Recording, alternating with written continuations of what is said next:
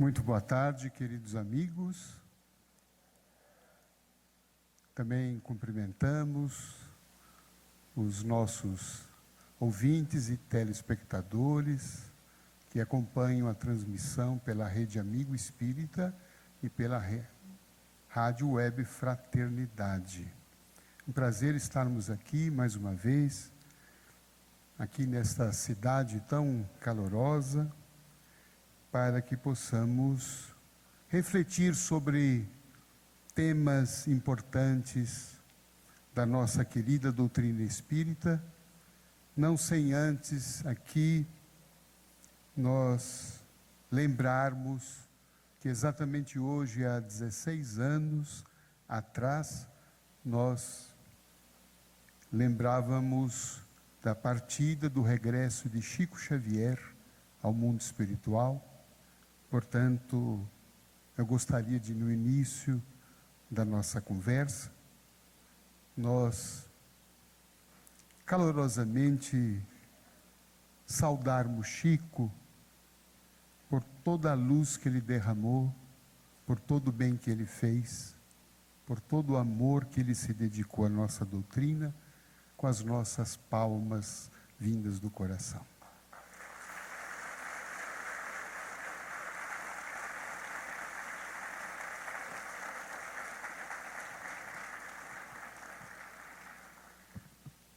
A organização do Congresso nos pede para refletirmos algo em torno dos ensinamentos básicos da doutrina à luz do Livro dos Espíritos. Eu destaquei aqui para a nossa reflexão um trecho do capítulo 4 do livro 2 do Livro dos Espíritos, um pensamento curto de Allan Kardec, mas rico de reflexões espirituais para a nossa caminhada. Diz o codificador o seguinte: todos os espíritos tendem à perfeição, e Deus lhes proporciona os meios de consegui-la com as provas da vida corpórea. Um pensamento que, a princípio, nós começamos assim bem animados, quando lemos Kardec dizendo que todos os espíritos tendem à perfeição, todos nós seremos perfeitos, e Deus nos proporciona os meios de chegarmos a essa perfeição. Até aí tudo está maravilhoso, tudo é animador. Mas quando Kardec diz que os meios através dos quais Deus nos proporciona as condições para a felicidade, que são as provas da vida corpórea, nós temos uma certa decepção. Pelo menos essa foi a minha impressão quando estudamos isto. E curiosamente, meus irmãos talvez devam reconhecer que exatamente as provas dessa vida que nos trouxeram ao centro espírita, que nos trouxeram a doutrina, talvez que nos trouxeram ao próprio Congresso, mas com o meio de nos livrar dessas provas. E Kardec vem dizer que são exatamente essas provas as ferramentas, a escada, através da qual nós vamos chegar à perfeição. Não é curioso isso, meus irmãos? Não é o que muitas vezes nos leva à doutrina.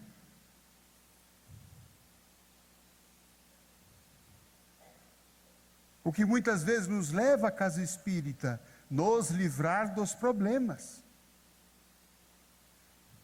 E aqui a compreensão fundamental da doutrina, não que ela seja masoquista, não que ela faça um apanágio da dor, mas que está claro para nós segundo o pensamento de Kardec, de que os problemas são absolutamente fundamentais para a nossa evolução espiritual.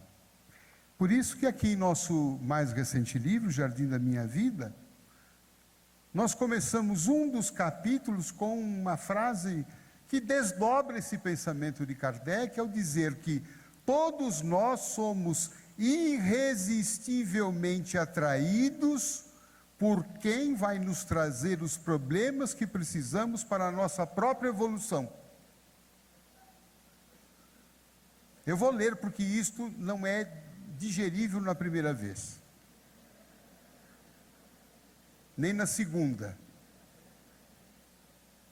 Demora vários dias ou meses para a gente aceitar isto. Somos irresistivelmente atraídos por quem vai nos trazer os problemas que nós precisamos para a nossa própria evolução.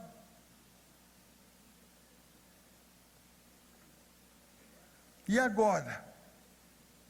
Como é que nós dormimos com um trem desse? Já que estamos em Minas,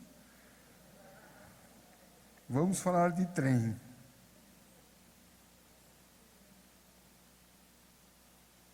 Primeiro ponto dessa reflexão, e que aprendemos isso em O Livro dos Espíritos: nós todos estamos submetidos a uma lei chamada lei de evolução. Vocês lembram, nos nossos estudos, nós fomos criados espíritos simples e ignorantes, não é isso? Fomos criados lá na noite dos tempos, espíritos simples e ignorantes. Alguns só perderam a simplicidade.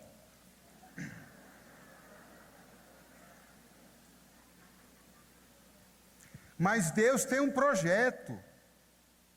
Aonde Deus quer nos levar? Onde termina essa história? Qual é o último capítulo?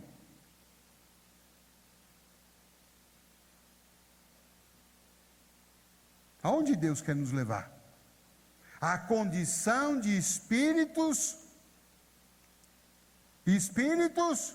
puros, crísticos, bem-aventurados. Este é o capítulo final, se é que tem. Não sei, porque eu não cheguei lá, não sei quem chegou também, acho que só Cristo, e ele não falou o que vem depois. Mas eu desconfio que isso é só uma etapa, que deve ter mais coisas. Porque se Jesus falou que Deus continua trabalhando até hoje, eu fico imaginando o que é que Deus está descortinando. Mas o fim é a perfeição, para cumprir aquilo que Jesus disse: sede perfeitos. E a doutrina espírita então nos ajuda a compreender isso, porque nós não seríamos perfeitos numa única existência. Por isso que a lógica da reencarnação, que nos permite atingir essa perfeição paulatinamente, passo a passo, progresso a progresso, degrau a degrau, mas inegavelmente, queiramos ou não, acreditemos ou não, todos nós amanhã, num futuro que está mais próximo ou menos próximo, a depender da aplicação de cada um, todos nós seremos amanhã Cristos. Imagine você, primeiro nome, segundo, Cristo. Tenta sentir isso. Fala o seu primeiro nome e depois põe ao lado, Cristo. Vamos tentar? 1, 2, 3. Homens de pouca fé.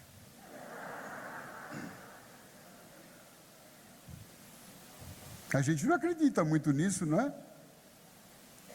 Mas este é um projeto de Deus.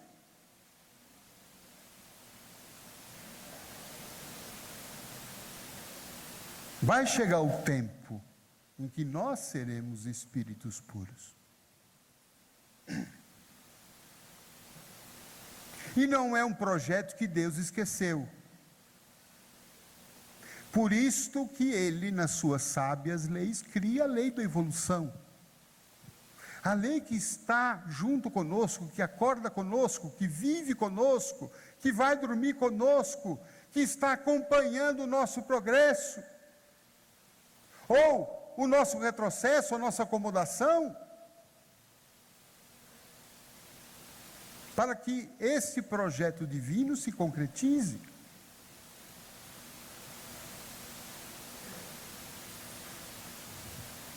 E Kardec fala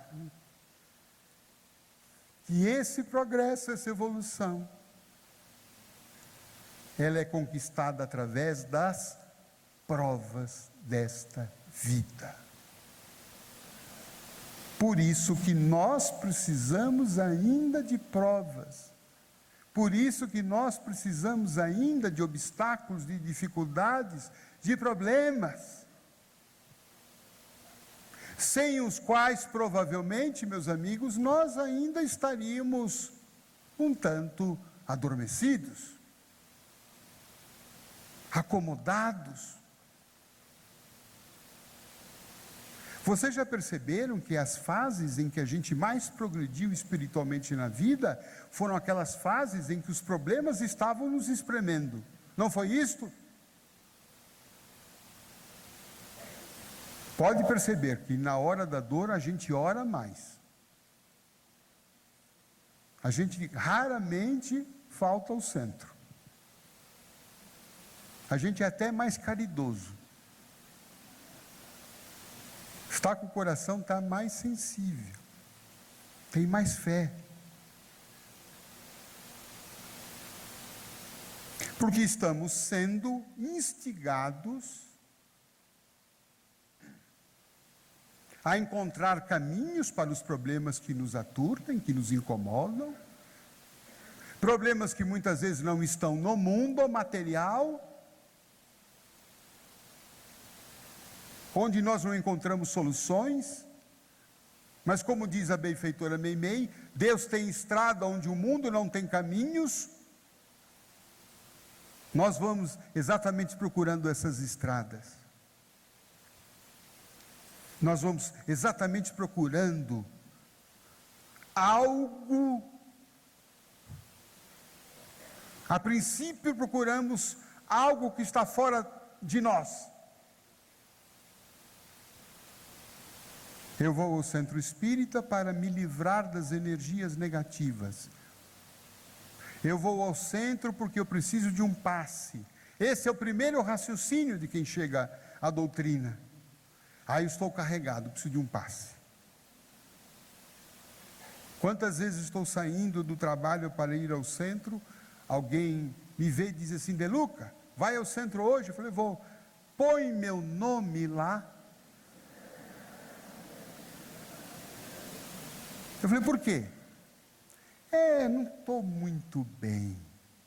Eu falei: não é melhor levar o dono do nome? Não, mas hoje não dá. Então, a nossa aproximação com a doutrina, ela vai exatamente como se fosse o centro espírita um exaustor das nossas impurezas, das nossas energias negativas, e que basta que a gente passe pelo passe, para que tudo passe. Nossa, ficou bonito isso, né?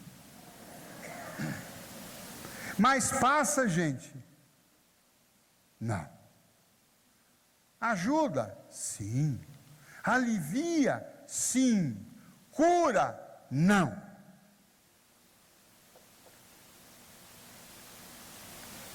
Porque a gente, depois, quando lê o Evangelho segundo o Espiritismo, causas das aflições, aquele trecho indigesto também, em que os espíritos e Allan Kardec afirmam que o homem é, na maioria das vezes, o grande responsável pelo mal que está em seu caminho. Ai, como dói isto, incomoda, é chato, a gente pula essa página, lê rapidinho, e quer logo um salmo para ver se purifica tudo. Leia o salmo tal em voz alta que tudo resolve. Aliás, um dia eu apliquei isto. Quando eu estava na faculdade lecionando, um aluno, às vésperas do exame final, ele se aproximou de mim e perguntou: professor, que livros o senhor indica? Eu falei: como assim livros? Porque amanhã é o nosso exame, e eu queria saber que livros o senhor indica. Eu falei: meu amigo, deve faltar umas 14, 15 horas para a prova. Sim, mas que livro o senhor indica? Eu falei: na altura do campeonato, a única coisa que eu posso indicar é o Salmo 32, porque não dá mais tempo. Então a gente vai à custa de um passe, de um tratamento, surgiu um médium novo, uma técnica nova, um livro novo, algo que a gente possa fazer sem necessidade da transformação interior. Como a gente adora isso, e como a gente se engana. Os amigos chegavam para o Chico e diziam: Chico, você que está muito ligado ao mundo espiritual, fale para nós quais são as novas. E o Chico falava assim: a novidade continua sendo o Evangelho. Mas o Evangelho, Jesus, não é só o doce meigo rabi da Galileia. É o homem que chegou para nós e disse: siga-me. Tome a tua cruz. Ame. Perdoe. Faça o que eu fiz. Aceite os espinhos que eu aceitei. E transforme. Transforme a tua cruz em libertação como eu fiz.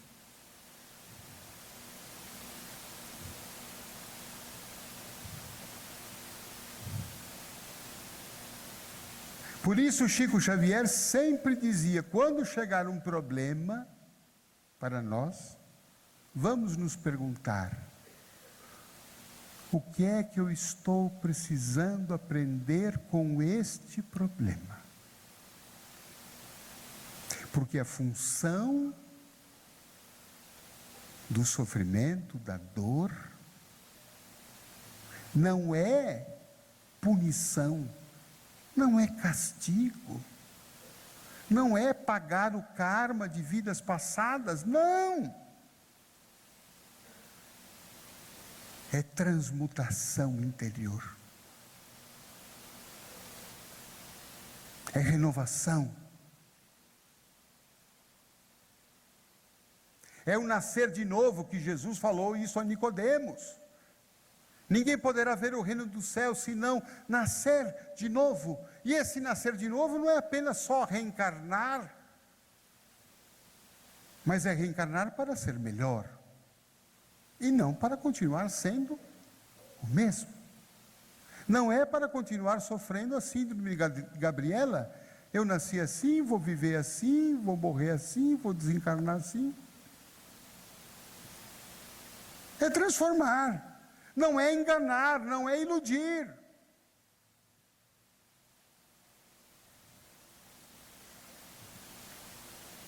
Eu não vou enganar as leis da vida, a lei da evolução, só porque eu fui ao centro. Não. Ele tomou 3 passes, tá bom, alivia.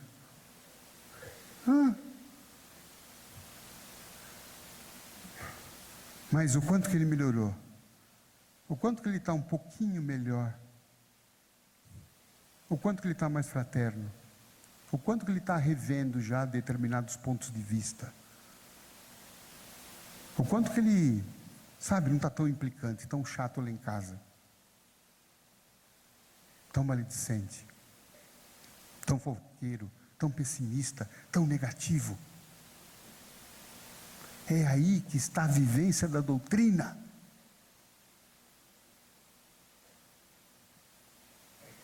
Nas nossas coisas triviais.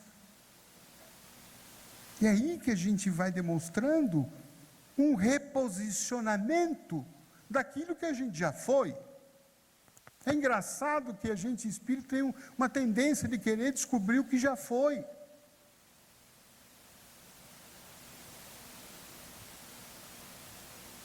Eu também tenho. Mas eu percebo que dentro de mim eu tenho uma certa vaidade de querer, quem sabe, descobrir alguma coisa importante que eu já fui. Mas outro dia eu fiquei pensando, mas se eu tivesse sido importante, se eu tivesse sido bom, eu não teria reencarnado outra vez no planeta Terra. Não é? Porque o planeta Terra é o que é ainda. Tudo bem, a gente está com a cabeça na regeneração, mas ainda a gente não está na regeneração, né? A regeneração está aí, está abrindo as portas, mas a gente ainda é um planeta do quê?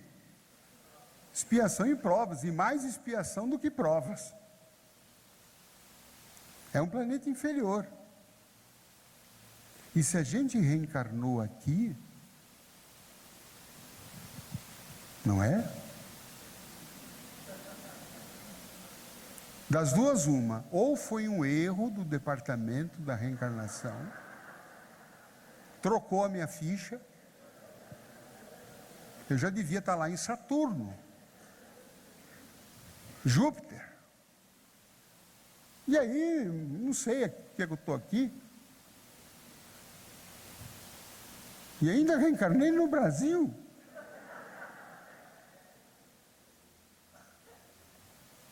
Nesta época. Então nós precisamos desconfiar. Se eu estou aqui é porque eu ainda sou um espírito necessitado de progresso. Tenho muitas virtudes, claro, não há dúvida. Mas eu tenho algumas coisas que eu preciso melhorar. E essa melhora não é com ritualismo religioso, ir ao centro, tomar o passe, ou fazer uma palestra, escrever um livro, fazer um programa, dar uma cesta básica. Tudo isso é treino, só treino.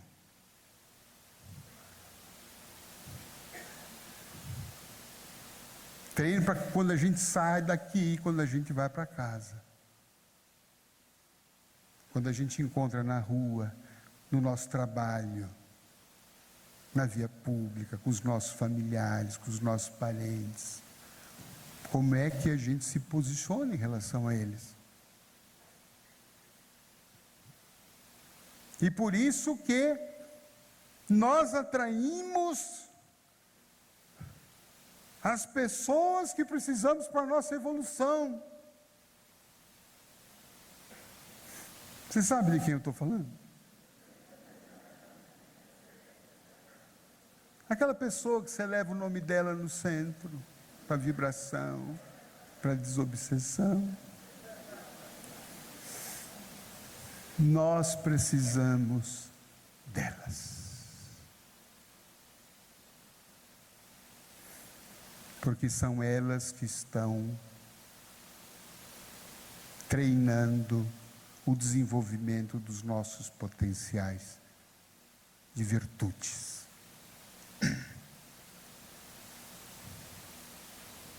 Quem é que nos ensina a ter paciência? Um familiar paciente? Não.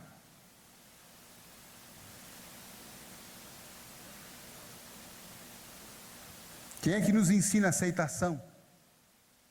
Aquele familiar que pensa todo diferente de nós. E pior, diz tudo para nós.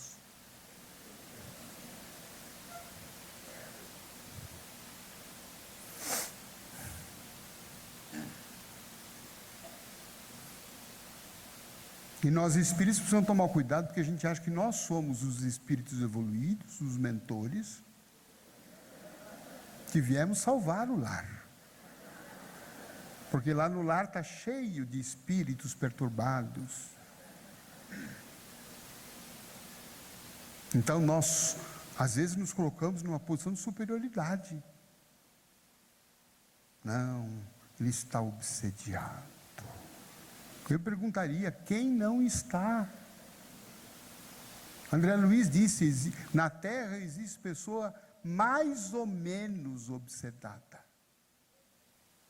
Talvez nós sejamos esses, os menos.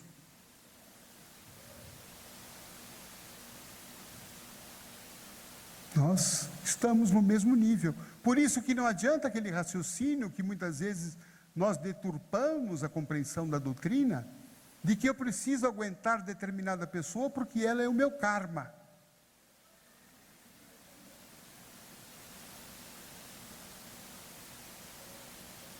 Uma pessoa me disse certa feita: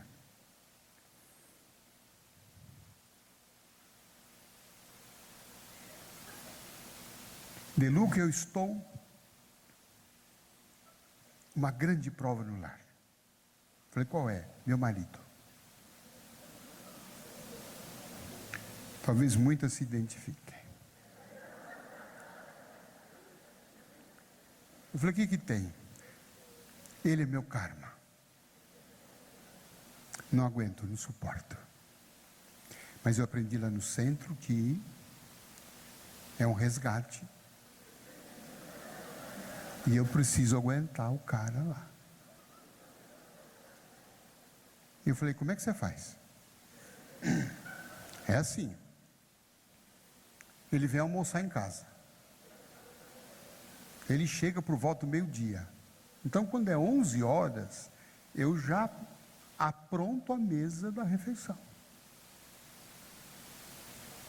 Quando eu vejo que ele tocou a campainha para entrar, eu abro a porta e já me escondo no quarto. Eu falei, e ele? Almoça sozinho. O almoço está tudo lá. A comida que ele gosta está toda lá. Mas eu estou lá no meu quarto, porque eu não suporto. Quando eu ouço que ele foi embora, eu vou lá, limpo, arrumo, lavo a louça. E assim eu faço com o jantar. Eu evito ele de todos os jeitos. Mas eu vou levar essa prova até o fim, ela me disse. Porque lá no centro me falaram que quando eu desencarnar, eu estarei liberta. Ela falou assim, você não acha, Deluca? Eu falei, eu acho que não.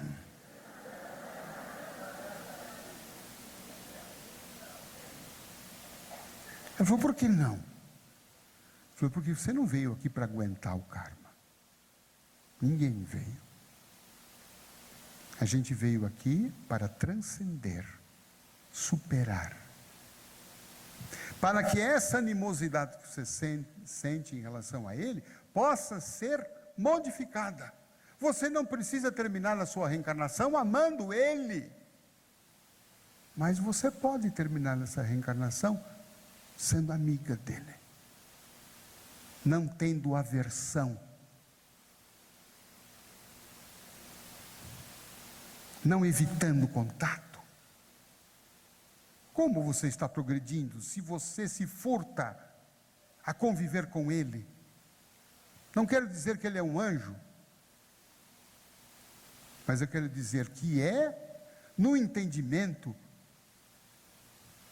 na conversa, no diálogo, na tolerância, na renúncia, na diminuição do seu orgulho, porque você deve se achar superior a ele. Nem contato você quer ter. Ele é contagioso. Onde está a tua humildade?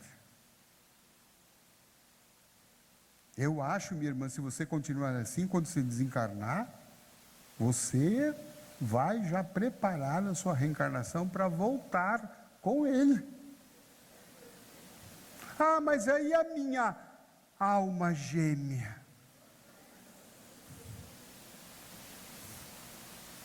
Falei assim, por enquanto você precisa se libertar da sua algema.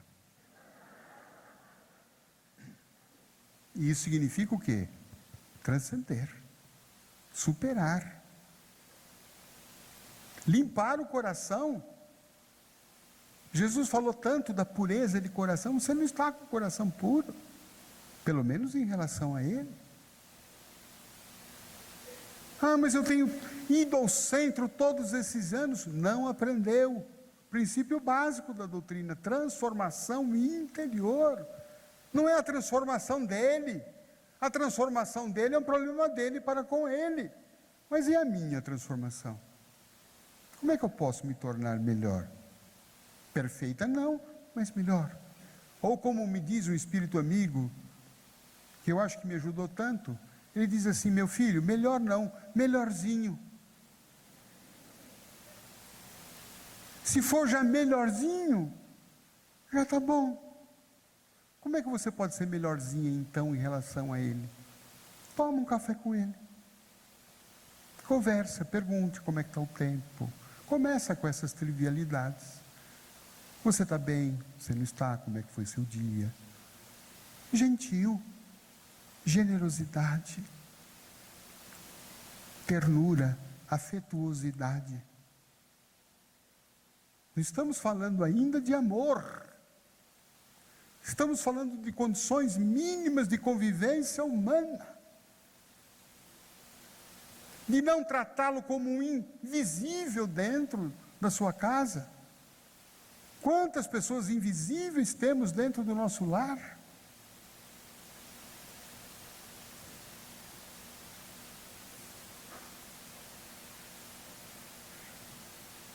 Às vezes, a pessoa chega, ninguém nota que ela chegou. Já está lá 2 horas dentro de casa, ninguém percebeu que ela já está em casa. Nem o cachorro mais abana o rabo para ela. A situação é crítica. Aí depois, vamos para o centro fazer vibrações para os desencarnados. Olha, tem desencarnado, tem morto lá na sua casa. Não é?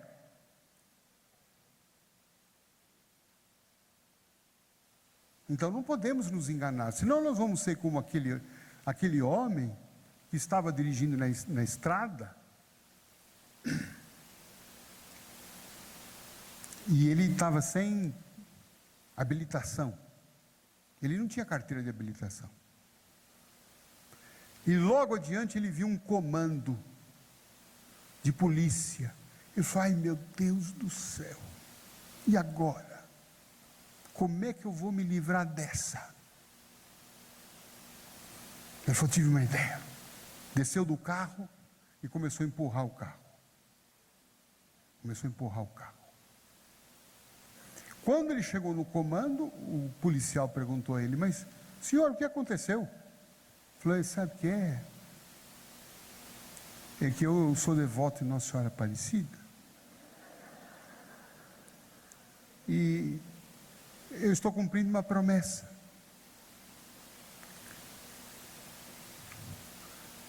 Esse carro aqui, eu conquistei graças a Nossa Senhora Aparecida. Foi ela que me deu esse carro de presente. Então, eu prometi para ela que quando eu conseguisse o carro, eu ia levar o carro para ela benzer lá no santuário. E eu ia a pé empurrando o carro. O guarda olhou e falou, nossa senhora, mas isto é surpreendente, que fé tem o senhor? Pois é, seu guarda, Nossa Senhora Aparecida é tudo para mim. Então, siga a viagem, que Deus te abençoe, Nossa Senhora, vá em paz.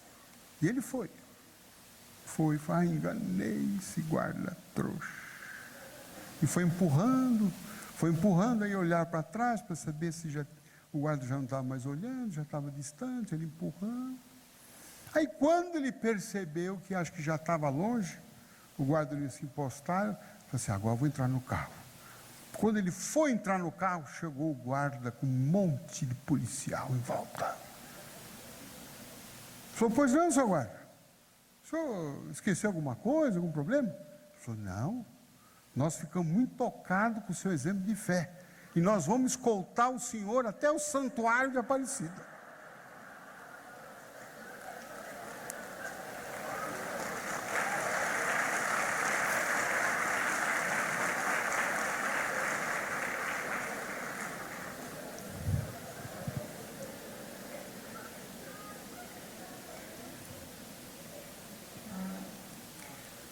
É o que muitas vezes a gente faz com a doutrina. Ao invés de a gente ir lá e tirar a carteira de habilitação, a gente vai fazendo, né? Vai no centro, toma um passe, né? Faz um trabalhinho, alguma coisa, mas a transformação nossa não acontece. E quando ela não acontece, o que é que vai surgir na nossa vida? Os problemas vão aparecendo. E vão aparecendo mais e mais. E a gente começa a pensar, pera, meu amor de Deus, eu vou no centro, quanto mais eu rezo, mais sobração aparece. Tomei passe ontem à noite, como é que vai me acontecer isso hoje? Vou lá no congresso de inverno, lá de Poços de Caldas, e me acontece um trem desse, como é que pode ser? Estou fazendo tudo certinho.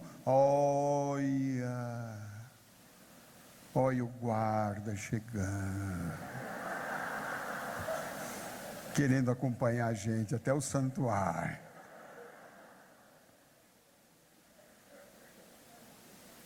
Não é? Muitas pessoas vão lá no nosso grupo espírita, como vão em todos os outros, em busca de curas. Estão lá com diagnósticos preocupantes,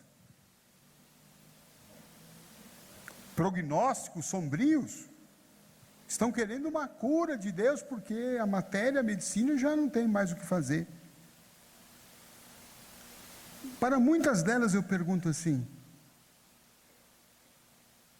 dê um motivo para Deus curar o senhor.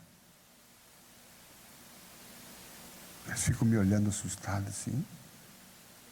Como assim? Eu falei, diga para Deus o que é que o senhor vai fazer. O senhor quer continuar vivendo para quê? O senhor quer sair daqui hoje curado para quê? Como é que vai ser a sua vida daqui para frente?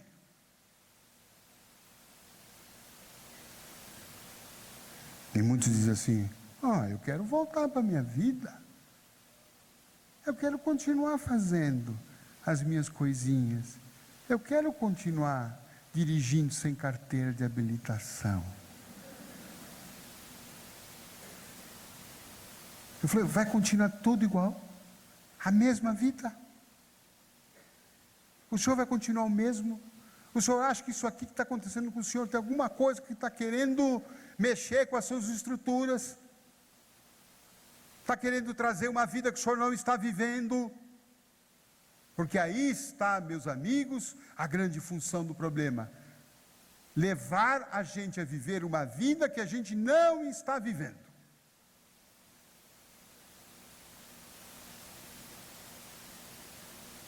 Aquela experiência do homem lá, do devoto de Nossa Senhora Aparecida, qual é a função daquele incidente para ele? Quando acabar aquele lá, ele falou, meu Deus, amanhã eu vou na autoescola tirar minha carta, que eu não quero mais passar por isso. É a mesma coisa a pessoa ali. Aquele problemão, problema de saúde, problema financeiro, Por que está acontecendo isso? Deus está querendo que eu viva uma vida que eu não estou vivendo, que eu estou negligenciando, que eu já poderia estar fazendo isto. Eu já tenho maturidade espiritual para compreender que eu já poderia estar fazendo assim de uma outra maneira e não estou. Continuo como já há tantas e tantas encarnações eu estou. Porque essa informação que está vindo do mundo espiritual. Nós encarnamos, desencarnamos, continuamos na mesma. A gente tem uma dificuldade enorme de mudar. Porque mudar implica o quê? Abrir mão de orgulho e abrir mão do nosso egoísmo. Eita, trem difícil para nós.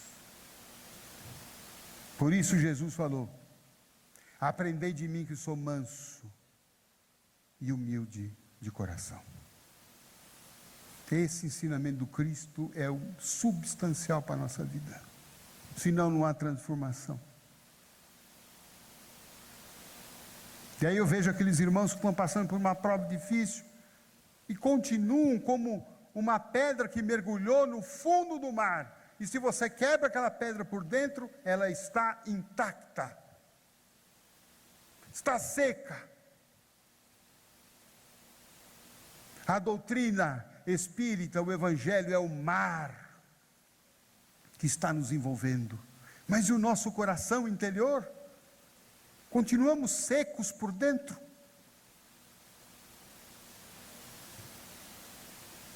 E eu vejo que muitos desses irmãos acabam desencarnando. Mas vejo outros que, quando eu faço a mesma pergunta, o que é que o senhor vai fazer quando sair daqui se fosse curado? Muitos dizem assim: não, eu nem estou esperando ser curado, eu já estou sendo outra pessoa. Porque de Luca eu percebi com essa doença, que quando eu achava que eu estava saudável, ali que eu estava doente. Eu era agressivo, eu brigava no trânsito, eu encrencava com todo mundo, eu era pessimista, eu era maledicente. Embora às vezes fosse na missa, fosse na igreja, fosse no centro, mas no dia a dia, ali na peleja do dia a dia, era um homem doente. E aí quando o médico falou para mim: olha, 6 meses de vida. E aí alguns fazem essa reflexão: meu Deus, o que é isto? O que é que esse problema está trazendo para mim? Esse problema é um espelho que está me mostrando como é que eu sou por dentro. E esse que tem essa humildade de poder fazer esse autoencontro, esse autoconhecimento, de se ver, de se, sabe, de olhar aquilo que Gilberto Gil tão bem sintetizou na música Se Eu Quiser Falar com Deus. Tenho que me ver tristonho, tenho que me ver medonho, e apesar do mau tamanho, alegrar meu coração, alegrar e dizer: Deus, obrigado, você me mandou um mestre espiritual, você me mandou essa doença, você me mandou esse desafio financeiro, você me mandou essa depressão, você me mandou esse conflito de relacionamento, para ver quão medonho ainda talvez eu seja por dentro, como eu estou desperdiçando a vida, como eu estou jogando fora a minha vida com coisas insignificantes, pequenas, como a gente perde tempo com coisinhas pequenas, como Gonzaguinha também registrou.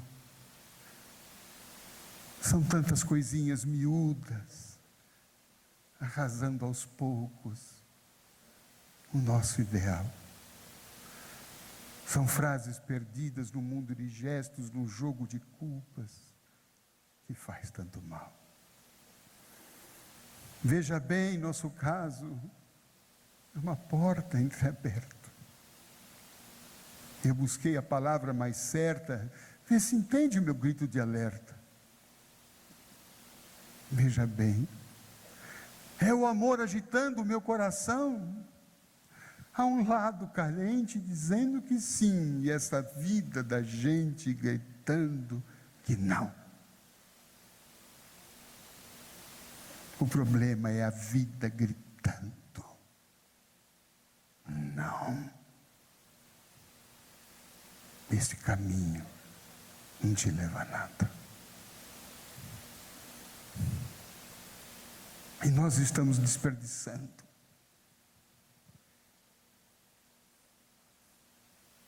Não estamos amando.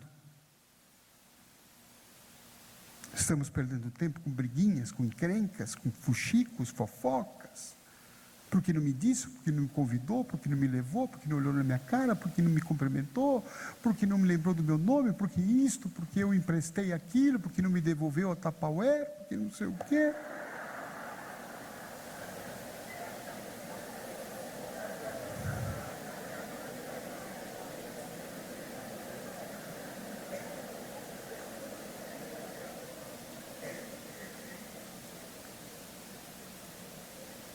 E aí? O que nós vamos fazer com a Tupperware lá no umbral?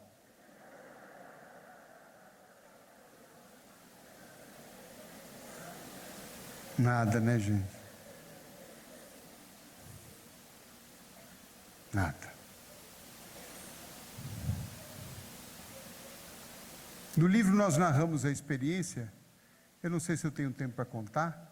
A Cláudia querida, quanto tempo eu tenho, Cláudia? Se é que eu tenho algum tempo? Você estava dormindo ou, Cláudia? Não, não. Ah, tá. Obrigado. Quanto tempo eu tenho, Cláudia?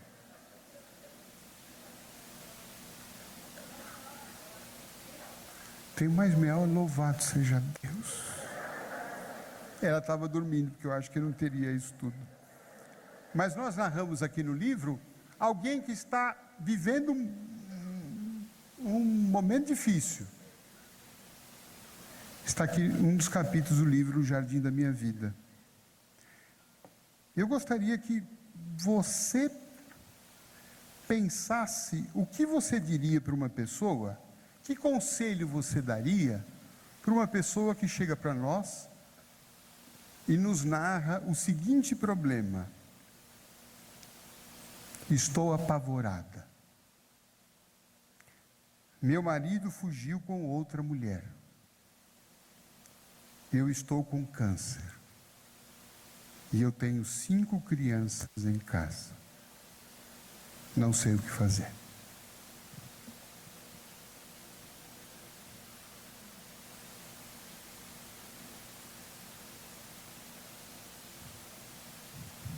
Que nós iríamos a ela. Difícil uma resposta, não?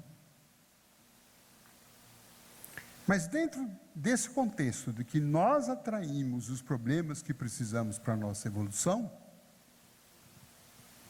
que é um princípio básico da doutrina,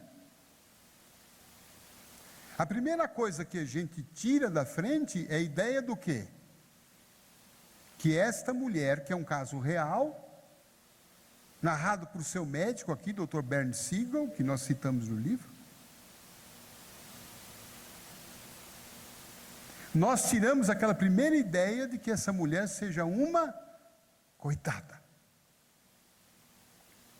que ela seja uma vítima. Concordam comigo ou não? Não há dúvida que ela está sofrendo, não há dúvida. Não há dúvida que ela está com um desafio enorme. Mas coitada, não. Sabe o que o médico dela disse para ela? Ele diz assim: sabe lá o que vai acontecer com você daqui a 1 ano? Eu acho que quando ele falou isso, ela tremeu. Falei, meu Deus, vou morrer. E ele disse assim, surpreendentemente: a senhora me perguntará daqui a 1 ano se conheço alguém com um problema semelhante ao seu, para que a senhora possa oferecer a sua colaboração.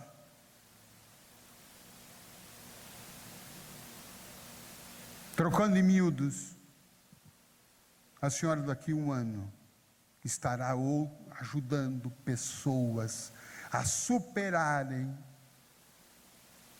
a dor que a senhora está passando nesse momento. Eu tive vontade de bater palma para o médico. Eu falei, mas de onde que ele tirou isso? Aí concluí, meu Deus, isso é Jesus.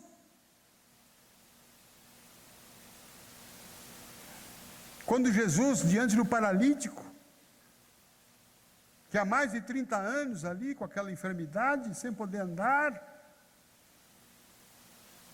que ele pergunta se o paralítico queria ser curado. É muito interessante essa pergunta de Jesus: você quer ser curado? E o paralítico diz sim, e ele dá aquela receita que todos nós sabemos, sintetizada em 3 comportamentos: levanta, toma o teu leito e anda. Lembra dessa passagem? Foi nessa passagem que o Dr. Bernie Siegel se inspirou para dizer: essa senhora, daqui a um ano a senhora estará ajudando outras pessoas a superarem esse problema tanto quanto a senhora superou. Eu fico imaginando a revolução que isso provocou dentro dela. E isto é doutrina espírita. Espiritismo transformador. Isto é evangelho puro.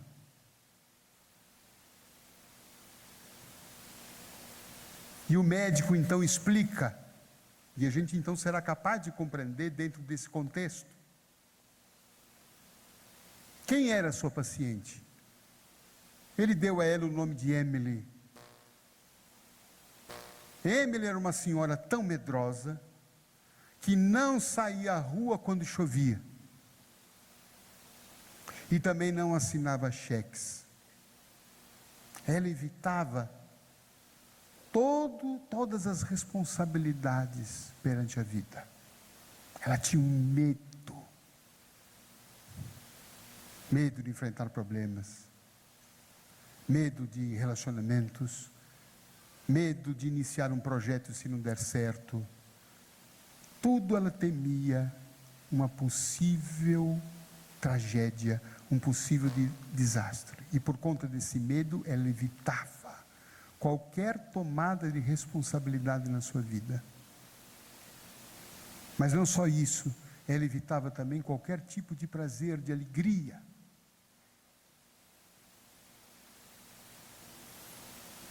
Por conta desse seu comportamento, o marido a abandonou. E aí então, Emily ficou doente com uma leucemia. Sozinha, com 5 crianças. Ela tinha 2 caminhos a seguir.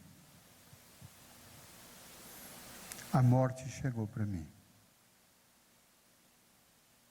Preciso arrumar alguém que cuide dos meus filhos. Sou uma mulher traída, abandonada, rejeitada. Eu não falei que isto não ia dar certo?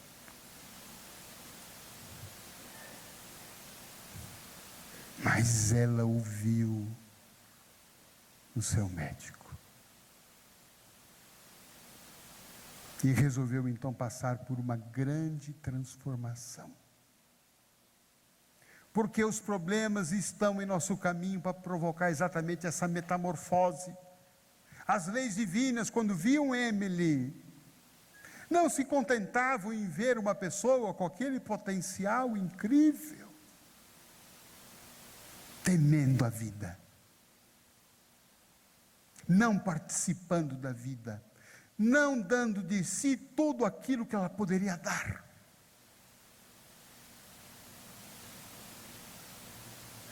Então ela precisava de um remédio que pudesse mexer com as suas forças,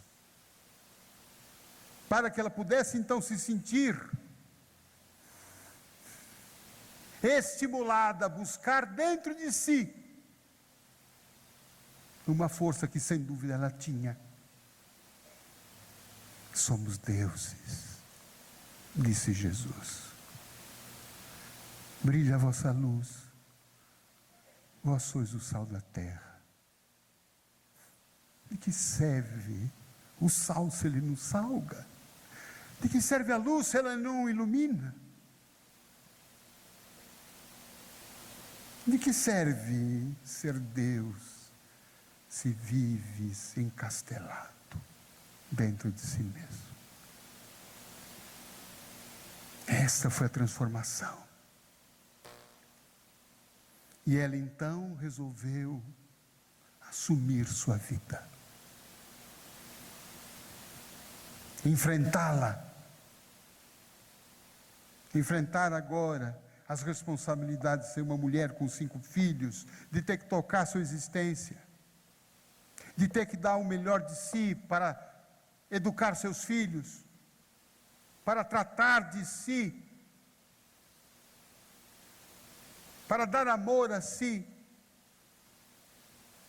porque ela percebeu que era melhor ter vivido e participado da vida com todas as suas alegrias e tristezas, com todos os seus tangos e tragédias, do que chegar ao fim da existência como um sino que nunca tocou, como uma música que nunca embalou, como uma dança que nunca dançou. O que vale a vida? Sem participar, sem deixar que a vida dentro de nós, exuberante, potente, possa se manifestar. E depois de um ano, disse o Dr. Siegel, a última vez que eu vi Emily, ela estava fazendo um comício político, estourando seus pulmões. Pode aplaudir a Emily.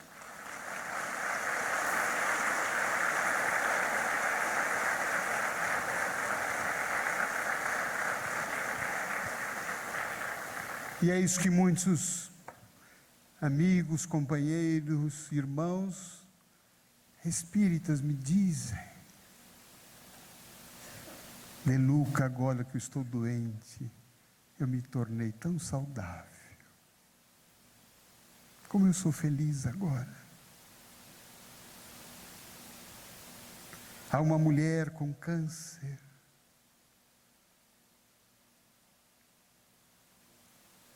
Eu perguntei, qual é a maior alegria da sua vida? Ela disse, acordar, abrir os olhos e saber que eu estou viva, que eu tenho mais um dia na terra e que eu tenho que aproveitar esse dia da melhor forma possível e que eu não tenho direito de estragar esse meu dia e que eu não tenho direito de deixar que alguém triste me deixe triste. Eu não tenho direito de que alguém nervoso me deixe nervosa. Eu não posso desperdiçar as horas que eu não sei quanto tempo as terei. E eu fico pensando como nós, muitas vezes, quando acordamos, se temos a mesma reflexão.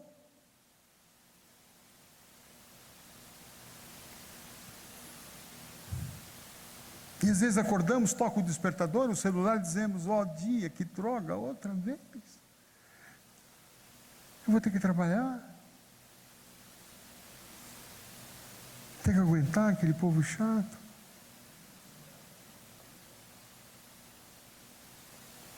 Eu vou pegar trânsito.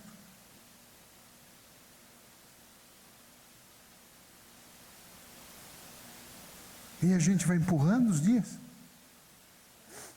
Vai vivendo quase que como a Emily.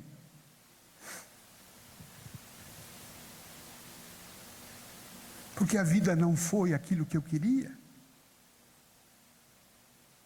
Porque o mundo não é aquilo que eu quero. Porque minha vida não seguiu o caminho que eu desejava, porque meu corpo não é o que eu gostaria, a minha família não é o que eu amava. Eu queria ter nascido na família da minha amiga. Nossa, o marido dela é maravilhoso. E a amiga diz a mesma coisa do marido dela.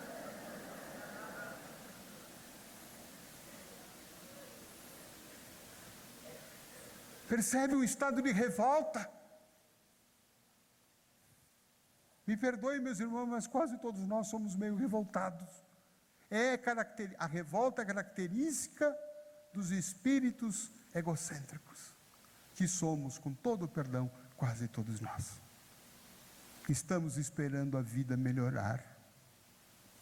Estamos esperando o mundo da regeneração.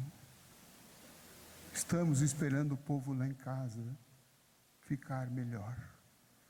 Estamos esperando o país melhorar. Aí, quando tudo for cor-de-rosa para nós, a gente vai viver a vida.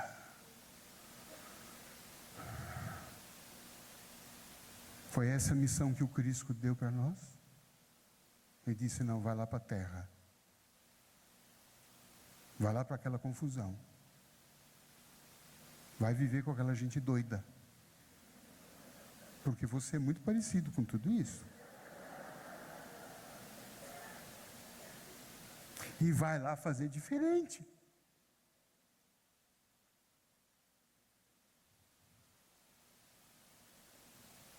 Vai seguir um outro caminho.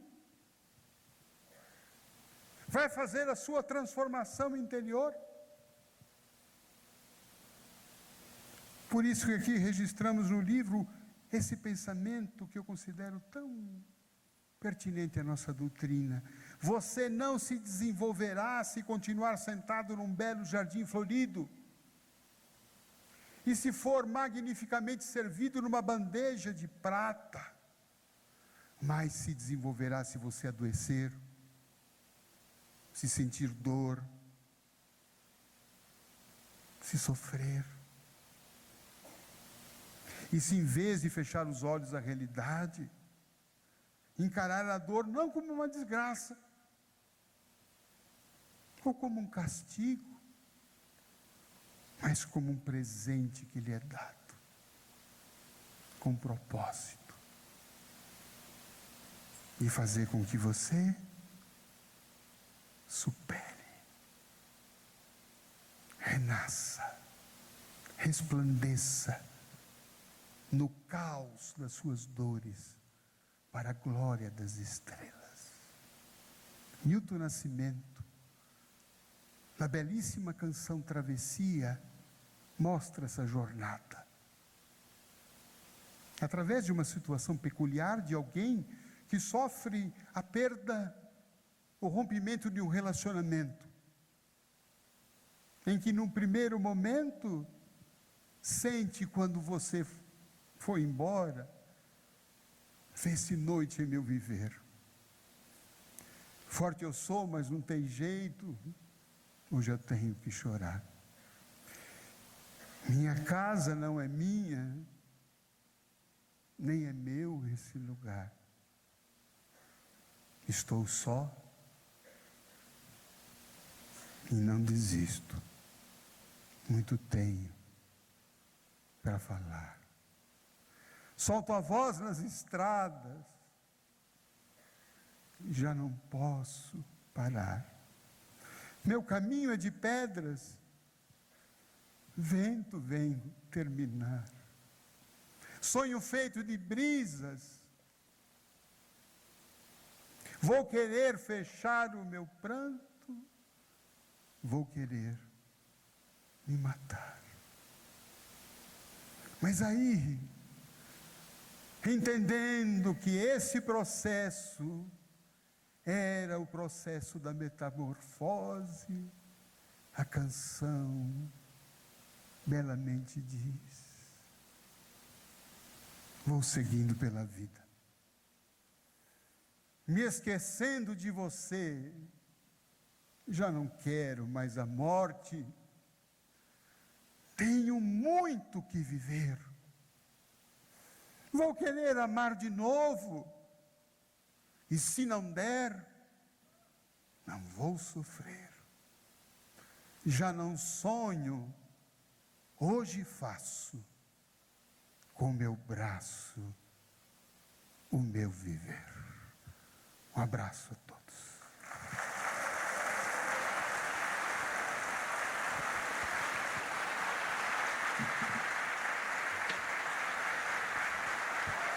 Muito, muito, muito obrigado, José Carlos de Luca.